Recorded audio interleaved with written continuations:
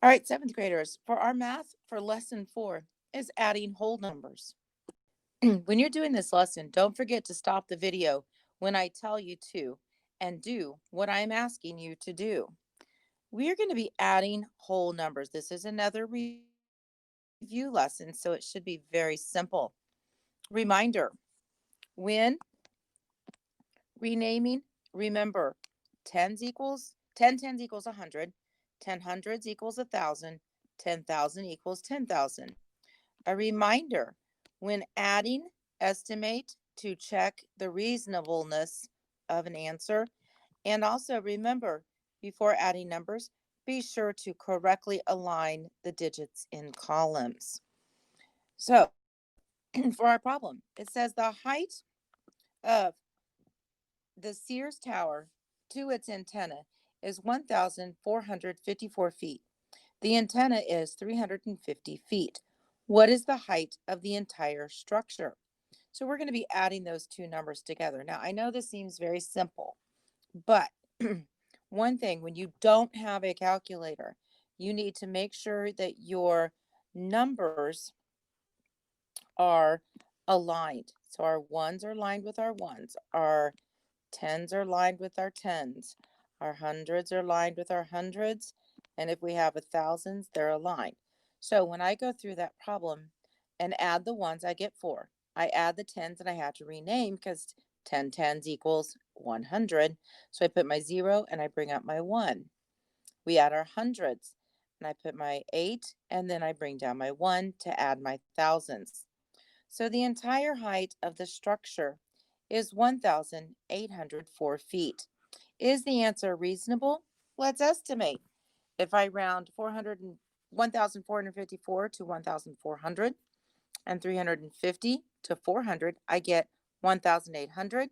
That is close to 1,804. So sometimes addition requires several renamings. On problem number 2, once again, you're going to line up your ones, your tens, your hundreds, and your thousands when adding the number 2,685 plus 8,817. So I go through the process and I get 11,502. If I estimate, I round the first number to 3,000, my second number to 9,000, and I get 12,000. And yes, that answer is reasonable. Now, once again, don't forget when we go on to the next slide to stop the video when I tell you to and to do what I ask. On problem number 3, it does not matter how many numbers I'm adding together. I still have to align my ones, my tens, my hundreds, and my thousands. I still have to rename or carry over numbers when I'm adding to get a final answer of 8,156. When I estimate them, I get to 8,000, so the answer is reasonable.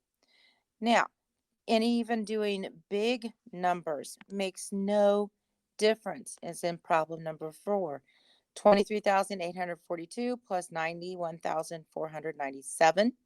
You do your ones, you do your tens, you do your hundreds, and then your thousands.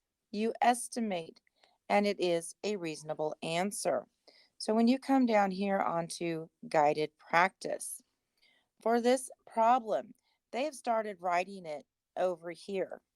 Now, we are going to add 6,087 to 18,283. And it says, which places need renaming? Write the sum, estimate to check your answer. So I did 7 plus 3 and I got 10. I carried my 1. So I have 1 plus 8, which is 9. 9 plus 8 is 7. Carry my 1. So I have 1 plus 3 is 4. 4 plus 2 is 6. Then I have 6 plus 8 is 14. Carry my 1. And 1 plus 1 is 2. So now, which places need renaming? It's the ones, the tens, and the thousands. So over here on our line, we're going to write the ones, the tens, and the thousands. Write the sum. Well, the sum was 24,670. And then estimate to check my answer. So when I do this, I'm going to round that first number to 6,000. I'm going to round that second number to 18,000. When I add that together, I get 24,000. So estimate to check your answer. That work is done right there. So pause the video now. Make sure you get the guided practice copied down before going on. On problem 2, we're going to be adding a lot of numbers together. So when you come over and do this problem, we have 0 plus 6 is 6, 6 plus 6 is 12, 12 plus 3 is 15. Carry my 1. There's 9, 15, 16, 17, 18. There's 3, 6, 10. There's 6 and 7. So my number is 7,085. Now I renamed my ones, my tens, and my hundreds. So over here I'm going to write ones, tens, and hundreds. I solved it. Now I'm going to estimate to check my answer. Well, what I'm going to do this time, that rounds to 5,300. This rounds to 400. That rounds to 1,000. Ooh, what am I doing? This rounds to 1,000. And this bottom rounds to 400. When I add it together, there's 11. Carry my 1. There's 5. 6, 7. Is 7,100 close to 7,085? Yes, it is. So it is a reasonable answer. So pause the video now. Get that copied down before going on to the next part. Hopefully you got the guided practice copied down. Now, for the exercises. Since you guys are at home working or you're working independently, I have no control on whether or not you use your calculator. What I ask though is that when you do it on your calculator, that you are thinking in your head, is that a reasonable answer?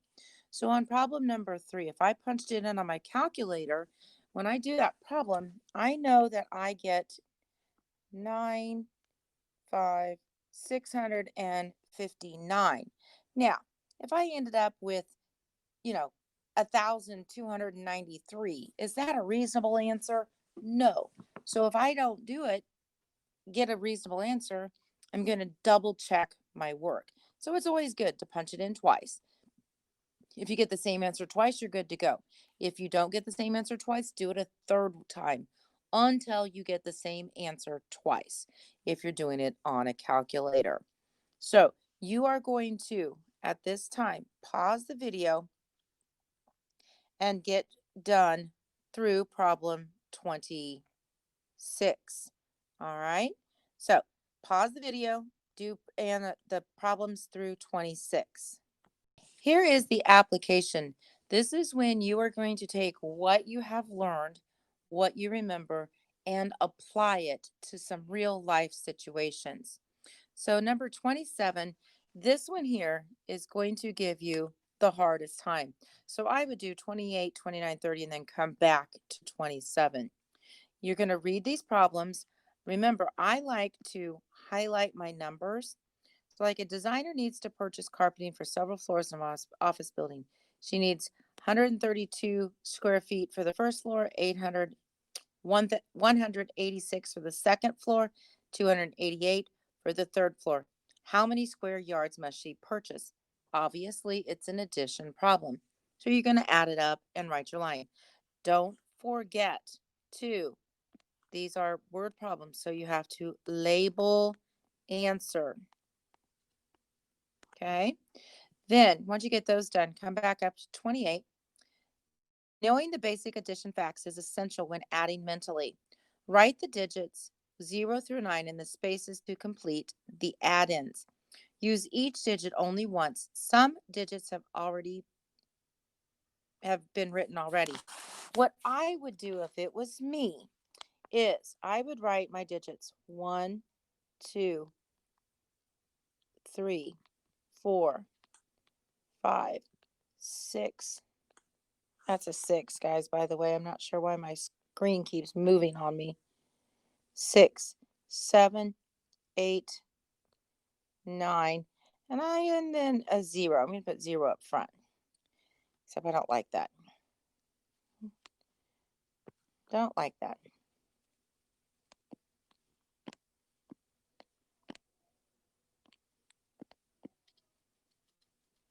Okay, so let's try this again. We have 0, 1, 2, 3, 4, 5, 6, 7, 8, 9. Notice the 1 has already been used. The 5 has already been used. The 8 has already been used. And the 3 has already been used. Now, you can only use your digits once. All right. So we have 0, 2, 6, 7, 9. 0, 2, 6, 7. 4 and 9. You can use 0, 2, 4, 6, 7, or 9 up in this area. And wherever you put them, the 3 numbers has to add to this right here. So you place the digits up here, they add together to give you that number. These digits don't get taken away. All right, so hopefully I didn't confuse you guys terribly. Remember, come to my office hours if you have questions. When you get finished, don't forget to submit to me through Canvas. Also, in Canvas, don't forget to mark the assignment as done. Enjoy and have fun.